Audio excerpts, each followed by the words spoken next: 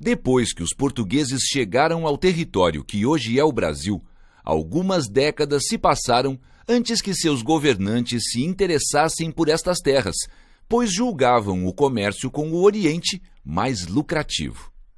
A partir de 1530, os portugueses perceberam que era necessário ocupar a colônia antes que outras potências europeias tomassem posse desse território. Para isso, o cultivo de cana-de-açúcar, um produto muito lucrativo na época, tornou-se a solução. A produção de açúcar na colônia permitiu a ocupação do território e a possibilidade de atrair investidores e render lucro para a coroa portuguesa.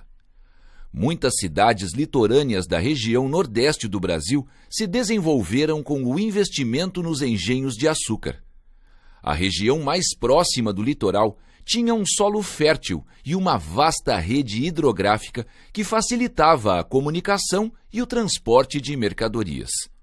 A cana era transportada para o engenho em carros de boi ou em barcos.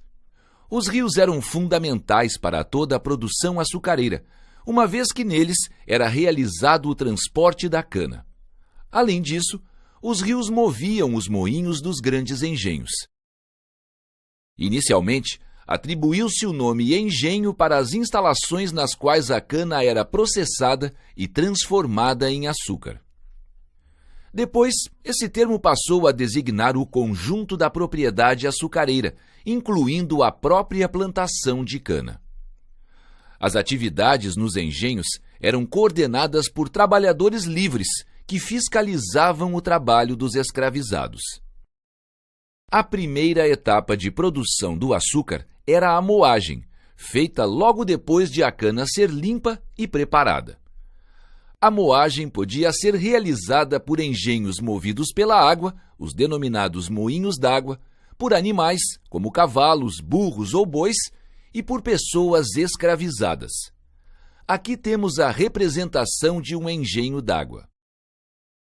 Da moagem, obtinha-se o caldo de cana, ou sumo, que seguia para a casa das fornalhas. Lá, era cozido em grandes tachos e caldeiras de cobre. O resultado desse processo é chamado de melaço de cana, um líquido espesso e com menos impurezas. O melaço era colocado em vasos de barro com forma de sino. Além da abertura superior, esses vasos tinham um pequeno buraco na base. Na casa de purgar, esses vasos eram encaixados em mesas para que o melaço escorresse aos poucos e, assim, apenas os cristais de açúcar ficassem no recipiente. Esse processo era chamado de purga, que significa purificação. Depois de escorrido o melaço, o açúcar dos vasos passava pelo processo de secagem e, geralmente, era colocado ao sol. Quando estava seco, o açúcar era desenformado, dando origem aos famosos pães de açúcar. Na abertura do recipiente ficava o açúcar branco, mais valorizado. Na ponta do pão de açúcar ficava o mais escuro, o mascavado, que era mais barato. Os diferentes tipos de açúcar eram separados, pesados e divididos. Neste momento, o senhor do engenho e aqueles que tivessem direito a uma parte da produção recebiam os lucros correspondentes. Finalmente, o produto era acomodado em caixas bem secas de madeira, vedadas com barro e forradas com folhas de bananeiras. Identificada com o nome do proprietário, o tipo de açúcar e seu peso, a mercadoria era enviada para a metrópole.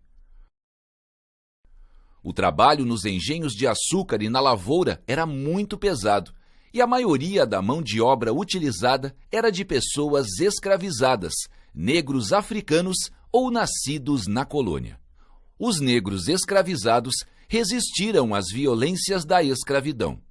Ao longo dos séculos, a fuga e a formação de comunidades livres, onde pudessem vivenciar e preservar suas culturas, eram duas das principais formas de resistência.